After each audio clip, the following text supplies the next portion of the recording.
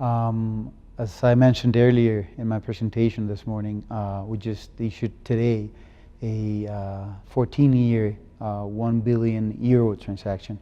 The reason we did this was what we usually do. We have a strategy. We try to manage our debt issuances looking for windows of opportunity. If we're looking at the international markets, if we're looking at the local markets, because we favor local denominated debt versus international debt.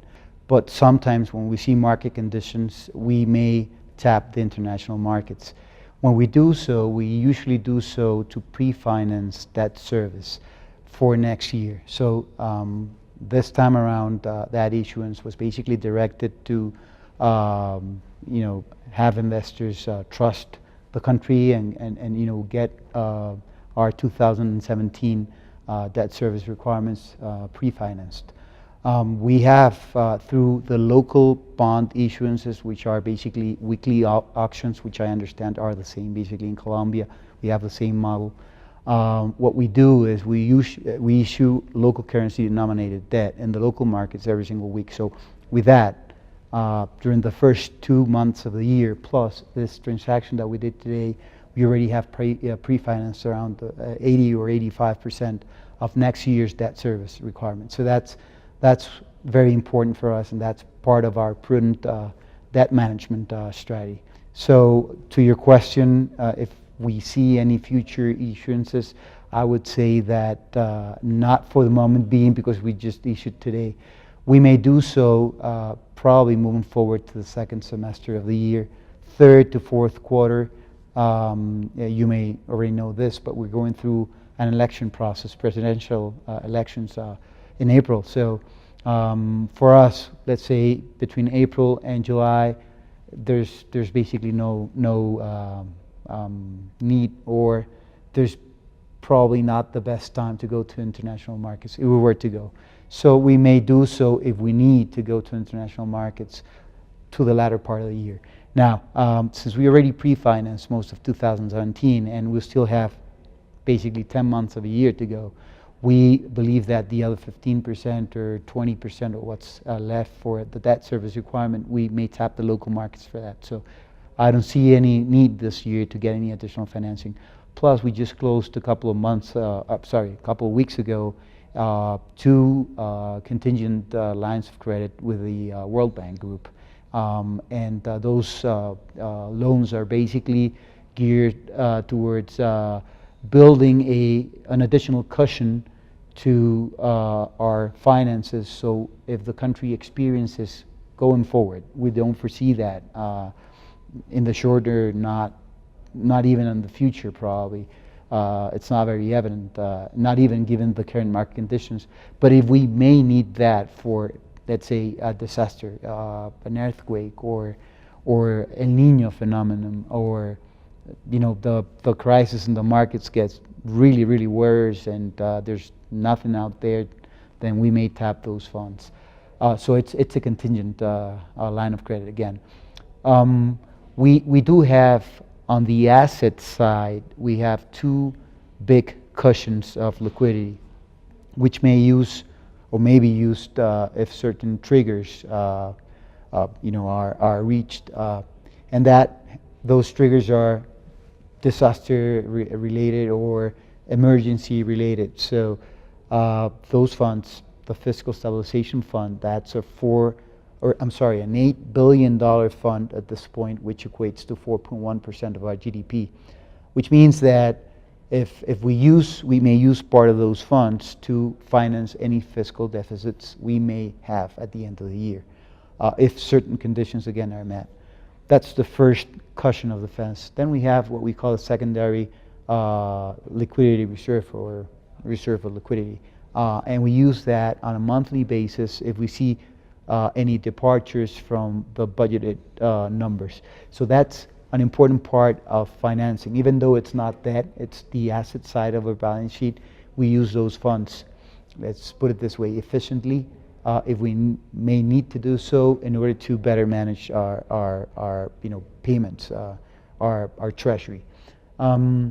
So in that regards, again, we will continue issuing on the local markets, and that program will continue. And we continue funding also our investment projects through the local markets and through multilateral lending, like the World Bank, like IDB, CAF, and several other export-import banks from different countries, like Japanese JICA, or Germany's KfW, or I know there's many others, AFD from France. We use those types of loans to finance investment projects, which we do continuously, on a continuous basis. So that's a different story. That's the loan part of the equation. I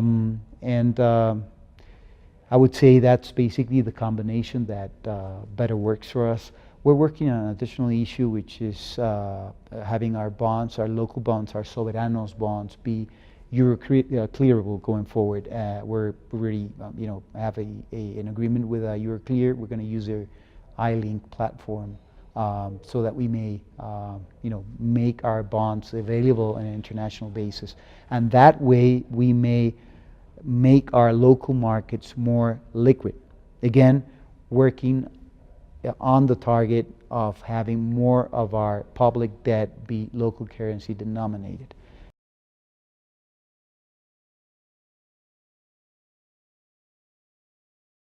Well, in the past years, Peru, as many other commodity export economies, went through really special times, probably once in a lifetime cycles, which we don't foresee happening going forward. So an important part of our growth over the last 10 to 12 years, and our savings as a country, has come from the mining sector, the fishing sector, fish meal producers, the largest fish meal producers in the world.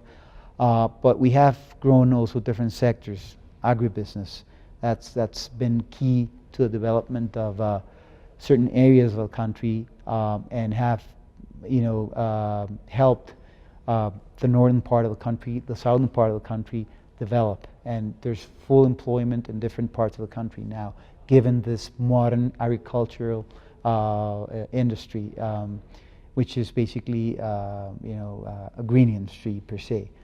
So that's an important factor too. And going forward, we see three specific areas where we see the country moving, and key drivers of our growth. Basically, mining will continue to be there. Copper has become our most important mineral in terms of exports. It now represents around 25% of our exports, as compared to gold, which is 20%. But we are a lucky country in the sense that we have several minerals that we export. We don't only export copper.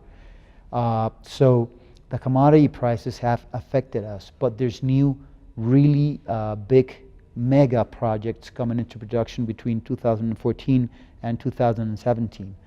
Those projects will add around or nearly double the copper production for the next 3 years. 2018 will be producing double what we're producing at this point. Gold, we've heard some more investments coming in, and if you see the prices of those commodities, then you'll see that there's a big impact there. That's mining. Infrastructure projects, that's a big one too. We're working on the PPPs in different sectors, communications, transportation. We have the line 2 of the metro of Lima, which is a huge project. We have airports. We have different other projects that are being given out to the private sector or co-financed by the government, and that's going to contribute substantially going forward to the growth of the country. The third pillar is basically consumer consumption. We have a growing middle and emerging middle class, which now represents around 50% of the total population, and will continue to grow. And that has a huge potential in terms of basic indicators. Let's say vehicle sales or mobile data usage. We may multiply several times those usages If we see several countries which are our neighbors, just compare what they use or the number of vehicles they purchase in a year, and we can double the amount or triple the amount or multiply by 4 the amount that we sell at this point. So there's a huge potential out there, more so given that we have a very young generation of people coming into production. And so that's very important. That will contribute to our growth going forward. Well, I already mentioned this in one of the prior questions. I mentioned that our soberanos will be soon clearable. That means that through the iLink platform that Euroclear uses, we may have our bonds, bought by investors everywhere, our local currency nominated bonds. And that's very important because it opens up the market to new players. Our markets in general in the region, with few exceptions, are very concentrated in few investors, the larger pension funds or insurance companies, for instance. But there's a world out there of investors that are interested in our paper. So this platform will allow our bonds to be tradable through the iLink platform and enable foreign investors, international investors, to participate buying our debt.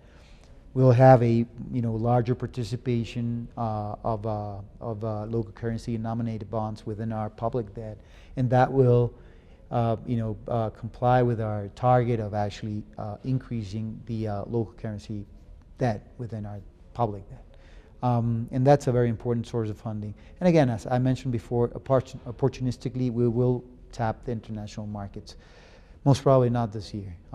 Next year, yes, for sure. If we do something this year, and I didn't mention this to one of your prior questions, but if we do something later this year, it will be more of a liability management exercise, more so than a plain vanilla bond or just getting proceeds. Just trying to get our maturity and debt profile a little bit smoother throughout the curve. That will be our, I guess, at this point it's very tough to say. We will go through presidential elections, as I mentioned before, very shortly, so we'll be in a offline kind of mode for 3-4 months. After that, we'll come back to the markets, yes, for sure.